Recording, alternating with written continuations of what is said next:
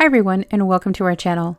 Today we'll be exploring some important features of the gear motor and the motor driver and how you can build and code the sensor into your prototype. This DC gear motor can be programmed to complete full 360-degree rotations without much resistance and with speeds up to 6,600 revolutions per minute. Gear motors are equipped with two standard output pins to control direction and speed of your motor.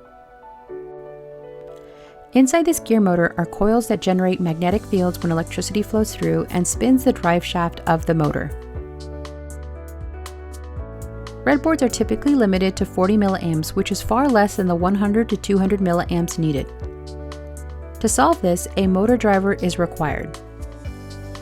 Motor drivers contain a set of switches called an H-bridge that let you control the direction of one or more motors. This motor driver takes commands for each motor over 3 wires, 2 to control direction and 1 to control speed. Now we're going to jump into how to build your gear motor and motor driver.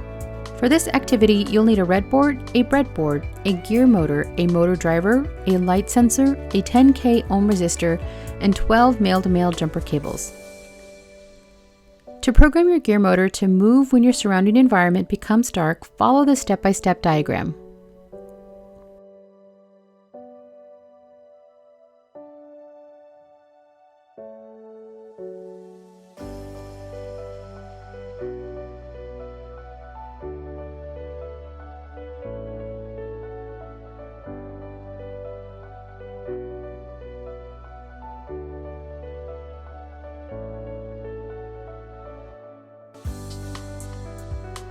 This build utilizes the voltage in or VIN pin found along the other power pins of your Redboard. The VIN pin outputs a voltage that varies based on the voltage your Redboard is powered with, which means if your Redboard is connected through the USB port, then the voltage out will be 5 volts. However, if your Redboard is connected to a barrel jack with 9 volts, then the voltage out would be 9 volts.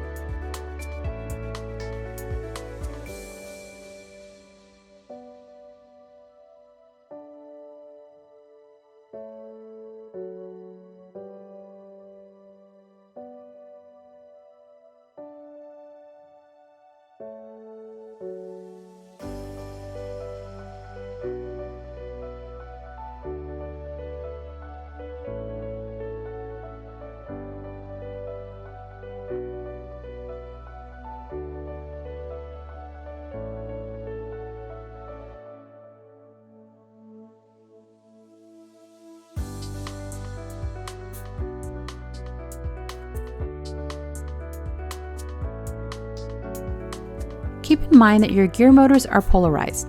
However, when the two connections are reversed, they will just spin in the opposite direction.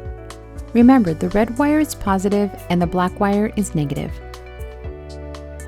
Your motor driver also has a polarity marking in one of the quarters. Be sure to insert the motor driver as indicated in the circuit diagram.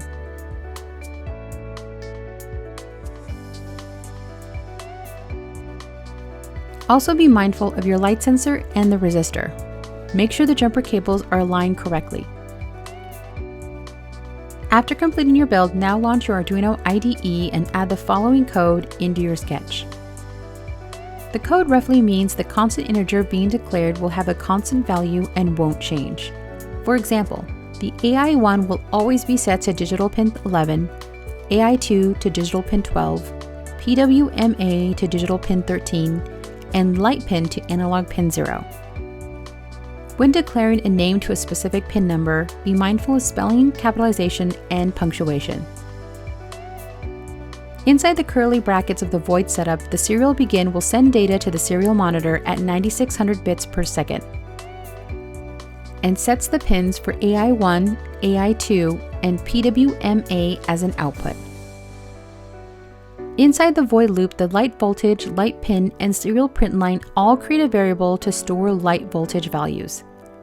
The if-else statement implies that if the light sensor is less than 700, your gear motor will move at a speed of 250, else the speed of the gear motor will be 0. Inside the void spin motor, the integer motor speed will give you function for driving the right motor. The if statement implies that if the motor speed is greater than 0, the motor will move clockwise in a positive speed.